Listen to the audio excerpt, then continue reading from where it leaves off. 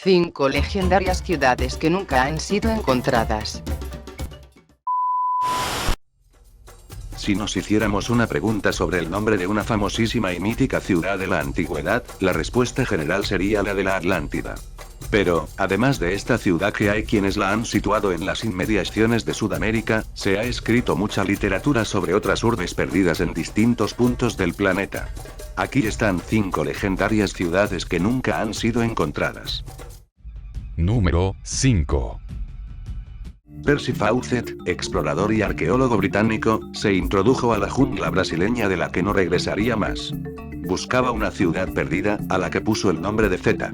De aquel viaje jamás volvió y no se supo nada más de él ni de sus acompañantes, que desde Cuiabá, se dirigieron hacia el Alto Xingu, un afluente sudoriental del río Amazonas. La fuente en la que cimentó el sueño de encontrar una ciudad legendaria en la selva brasileña, una especie de Eldorado, fue el manuscrito 512 de la Biblioteca Nacional de Río de Janeiro. Es un documento escrito por un explorador portugués en 1753 en el que contaba haber descubierto una ciudad amurallada en la región de Mato Grosso que recordaba a las de la antigua Grecia. No era la primera vez que Fawcett se embarcaba en una expedición para encontrar Zeta, pero esta fue la definitiva. Su sueño inspiró a Arthur Conan Doyle para dar vida al profesor Challenger y la base de la novela El Mundo Perdido.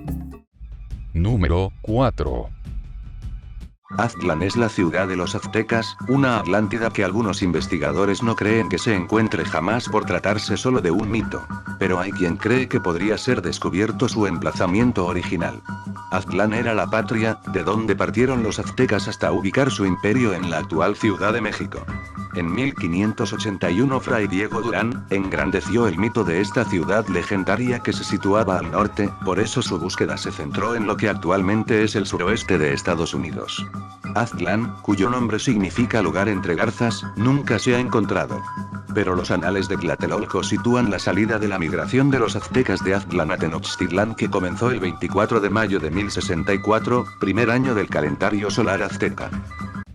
Número 3. Tristán es el héroe de la leyenda artúrica y Lyonés era la tierra en la que había nacido. Cuenta la leyenda que se hundió en el mar en el mismo momento en que murió Arturo. Allí estaba Camelot, y era un país insular frente a la costa de Corniula al lado de las Islas Solingas.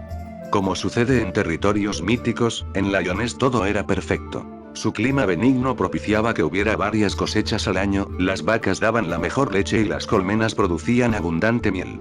El primer dato sobre Lyonés lo dio Richard Carew, un anticuario que murió en 1620 y se le conoce como el historiador de Corniula. Él fue quien relacionó esta tierra con la leyenda artúrica. Número 2. La leyenda del Dorado es una de las más conocidas. En realidad, la búsqueda de la ciudad perdida del Dorado fue lo que motivó a muchos invasores a recorrer miles de kilómetros por terrenos inhóspitos de Sudamérica. El mito de El Dorado lo asocian a un gobernante que se bañaba en oro todas las mañanas y por la noche se lavaba en un lago sagrado, el lago de Guatavita, en el que se depositaba toda esta riqueza. Francisco de Orellana, en 1541, fue el primer invasor europeo en recorrer el río Amazonas ilusionado por la búsqueda de El Dorado. Más tarde, Sir Walter Raleigh, en 1594, partió por primera vez en su búsqueda y en 2 de sus viajes fracasó. Número 1. Julfar era un importante puerto situado en el Golfo Pérsico, en la costa norte de Dubái, que cayó en el olvido hasta que su emplazamiento fue hallado por arqueólogos en la década de los 60 del siglo pasado.